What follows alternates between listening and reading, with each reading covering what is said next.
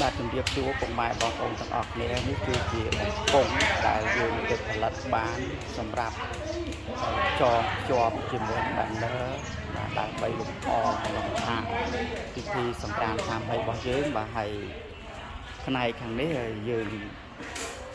ទិញសម្ភារៈឧបករណ៍នេសាទបុរាណមានរត់មានឈ្នាងហើយមានតែជើមានល្អីសពបែបយ៉ាងបងប្អូននេះទិញយកមកទុកលម្អហើយមានមួកធ្វើពីស្លឹកត្នោតបាទដែលជាហត្ថកម្មរបស់បងប្អូនប្រជាពលរដ្ឋយើងបាទហើយក្មេងៗសម័យបច្ចុប្បន្ននេះមួយចំនួនក៏អត់ស្គាល់រត់ស្គាល់នាងស្គាល់វត្ថុដែលជាវត្ថុបាទនេសាទបុរាណក៏អត់ស្គាល់ទេដោយសារវាសម័យហើយឥឡូវខាងវិទ្យាល័យបណ្ណួយបាន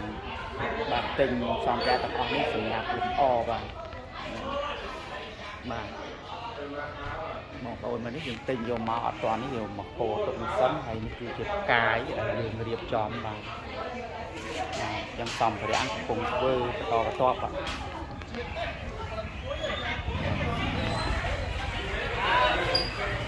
យើងឆាកធ្វើជាកំពុងនេះយើងអត់ទាន់ប្រមូលសម្ភារៈអញ្ចឹងទេយើងនៅធ្វើបន្តទៀតបាទហើយនេះគឺជាសកម្មភាពលោកគ្រូគាត់កំពុងផលិតផ្កាយមួយទៀតដើម្បីរៀបចំលម្អបាទអ្នកចំណានក្នុងហ្នឹងគឺលោកគ្រូស្រុនសុកហេងគ្រូសៀអីហ្នឹងបាទអ្នកគ្រូគាត់ជួយបាទដានកន្លែងមុខដំណនេះបាទអ្នកគ្រូលឹមស្ដេចសុធាបាទគាត់អ្នកជួយដានបាទជួយដានបាទខាងនេះគឺលោកគ្រូបាទផលដូនលោកគ្រូអមផលស្រូនស៊ីនគាត់កំពុងរៀបចំក្បាញបាទស្បូវភ្លាំងហើយជាស្លឹកកណ្ដប់ហ្នឹងដើម្បីវាយធ្វើជារូបប្រាសាទពូ3ដែលជានិមិត្តនៃប្រាសាទអង្គរវត្តរបស់យើងដើម្បីរៀបចំលម្អនៅខ្លោងទ្វារបាទហើយបានលើរបស់យើងគឺធ្វើបានប៉ុណ្ណេះបងប្អូនណាធ្វើបានប៉ុណ្ណេះហើយបាទយើងធ្វើបានប៉ុណ្ណឹងហើយបងប្អូនបាទហើយលោកគ្រូត្រូលធីដែលជានាយករងរួមជាមួយលោកគ្រូសុកសាវឌីបាទហើយលោកគ្រូកេនសុនិចគាត់មកពីនេះគាត់កំពុងដឹកនាំសិស្សស្រោចច្បារបាទហើយស្រោចច្បារដើម្បីឲ្យផ្កានឹងវារីកស្រស់បំព្រងបាទដើម្បីចូលរួមអបអរសាទរក្នុងពិធីសង្ក្រាន្តឆ្នាំថ្មីរបស់យើងបាទហើយនេះគឺជាផ្នែកខាងក្រោយផ្នែកខាងក្រោយនៃខ្លោងទ្វារសង្ក្រាន្តរបស់យើងណាបងប្អូនផ្នែកខាងក្រោយ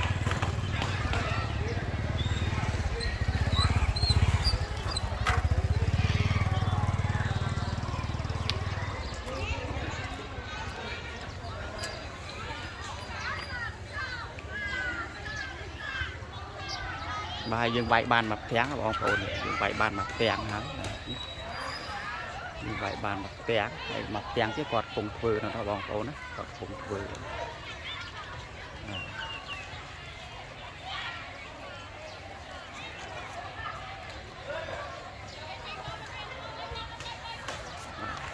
លេចបានជារូបរាងបានច្រើនឡើងហើយបងប្អូនណារៀបចំធ្វើហើយសូមបញ្ជាក់ជូនផងដែរថានៅក្នុងវិទ្យាល័យទាំងអស់ក្នុងស្រុកទេវបាទមិនមានសាលាណាឲ្យលើសពីវិទ្យាល័យបណ្ណួយទេក្នុងការថែទាំសួនច្បារឲ្យស្រស់បំព្រងដោយសាលាបណ្ណួយបាទមិននិយាយអួតទេបងប្អូនប៉ុន្តែជាការពិតបាទខាងវិទ្យាល័យបណ្ណួយយើងគឺទោះបីរដូវប្រាំងដៅពួតហែងយ៉ាងណាក៏ដោយគឺផ្កានៅតែស្រស់បំព្រងបាទនៅស្រស់បំព្រងជារៀងរាល់ឆ្នាំតែម្ដងបងប្អូនបាទហើយយើងក៏ទទួលបានការលើកសរសើរពីថ្នាក់ដឹកនាំមន្ទីរថ្នាក់ក្រសួងណាដែលគាត់ចុះមកថាបរិស្ថានសាលាយើងរៀបចំបានស្អាតល្អបាទរហូតដល់អ្នកគ្រូគាត់ចុះមកពី một tí có thể xả thà tại than trong một chia lại một nối tiếp bàn từ những đồng bọn rùm đi than mùi và đại miền xuống ba sọ bằng prong và hay xong được chạm phong đá tha một chia lại một nối dưới cứ mình ra thùng sầm rán đội môn địa tế cứ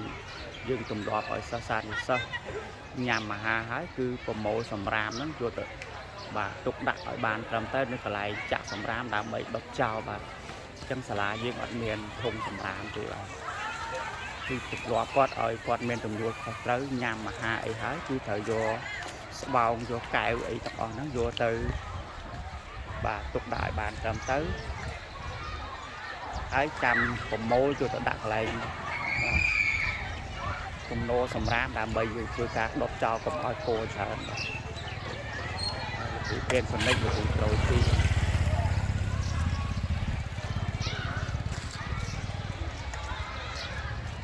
cái lại ní cứ chia cái lại dương có đọc con bà con cá và lời dương không có đọc hết là dương có đọc bàn tạm dương ai khác trên gì kia mà qua mà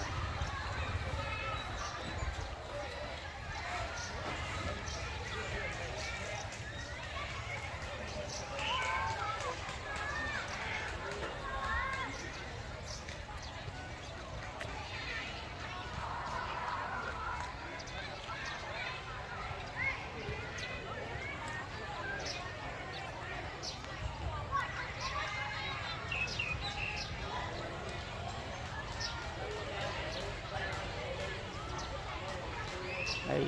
thang mọt sạch thằng nó là cầm ngáo cầm pông tài cầm đu lắc hay chanh cà bà chỉ sập toạp